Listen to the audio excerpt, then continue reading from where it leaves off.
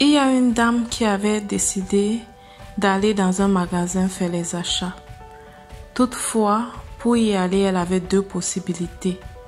Elle pouvait bien emprunter son véhicule et s'y rendre dans ce magasin, ou alors aller à pied. La jeune dame a décidé d'aller à pied parce qu'elle avait en cette occasion une occasion unique de pouvoir faire son sport tout au long de la journée. Alors qu'elle était sur le chemin pour se rendre à ce magasin, elle a commencé à se fatiguer et la route était longue. Elle ne savait pas finalement après combien de temps est-ce qu'elle devait arriver au magasin.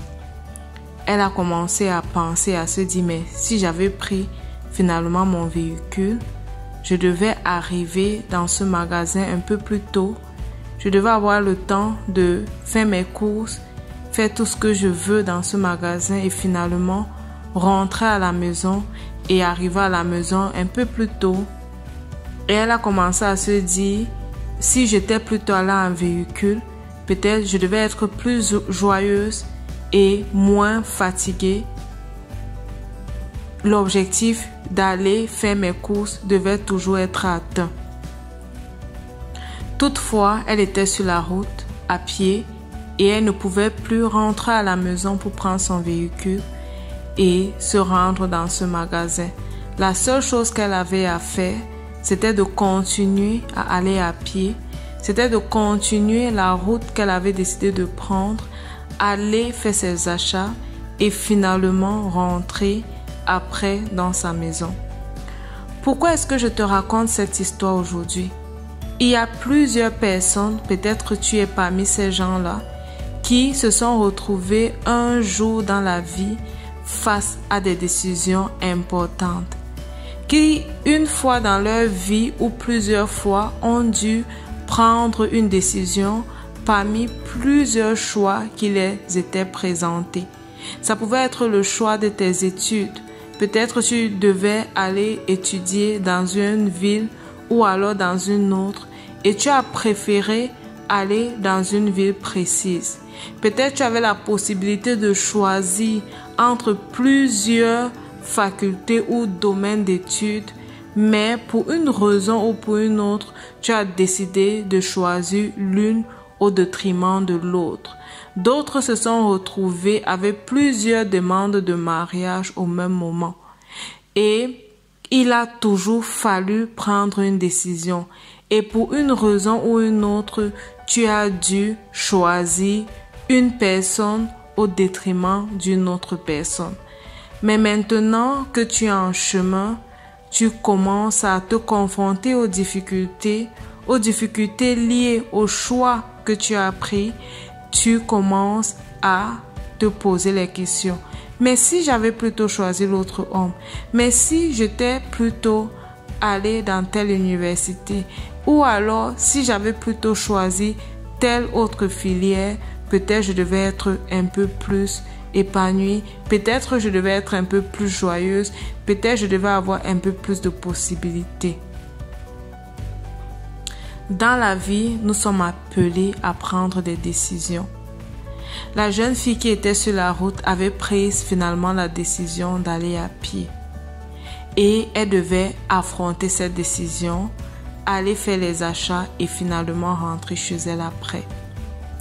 La décision que tu as finalement prise, c'est une décision que tu as prise de façon consciente. Alors, ce que je vais t'encourager à faire aujourd'hui, c'est réellement de foncer. Réellement d'atteindre l'objectif que tu t'étais donné au départ. Réellement de continuer et de ne plus regarder en arrière. Parce que ce qui est passé ne reviendra plus. Le moment de prendre cette décision est déjà passé et tu ne peux plus faire marche arrière. Au lieu de penser à ce que tu aurais dû avoir, puisque tu ne sais pas, peut-être le chemin pouvait être encore plus douloureux et plus pénible avec l'autre choix que tu penses qui pouvait être le bon choix. Maintenant, affronte la situation dans laquelle tu es, continue à aller et réfléchis plutôt sur les stratégies qui vont te permettre d'arriver à destination. Réfléchis plutôt sur ce qui peut être une alternative et qui va te procurer tout de même la joie. Alors, cette femme, peut-être elle pouvait commencer à chanter en allant et se réjouir d'y aller. Alors, dans ton cas, si ce sont des études, concentre-toi et cherche des idées qui vont te permettre de pouvoir achever ces études. Et si tu es dans un cas de mariage et tu te dis, peut-être si j'avais plutôt accepté telle autre demande et non celle-ci, je devais être plus épanouie. Non, commence à réfléchir. Qu'est-ce qui empêche que tu sois épanoui dans cette relation que tu as aujourd'hui?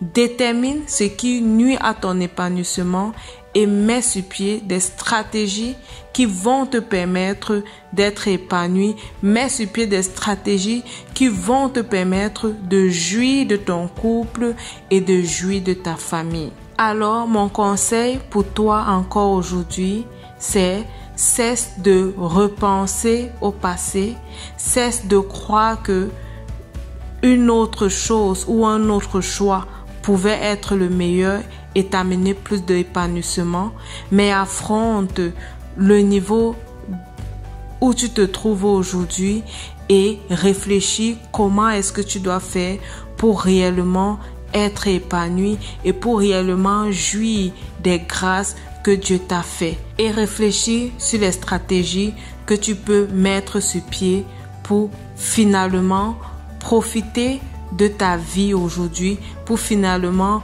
jouir de la vie que tu as aujourd'hui. Je suis Myriam Tapso, je suis ta motivatrice spirituelle en ligne. Sur cette chaîne, je partage avec toi les trucs et les astuces qui vont te permettre de vivre une vie épanouie sur le plan financier, sur le plan spirituel et sur le plan familial. Tu peux me suivre en t'abonnant sur cette page et en cliquant sur la cloche de notification pour être informé lorsque je publie une nouvelle vidéo. Rappelle-toi, ta vie c'est un don de Dieu et la façon dont tu la vis c'est un don que tu fais à Dieu. Que Dieu te bénisse et à la prochaine. Bye bye.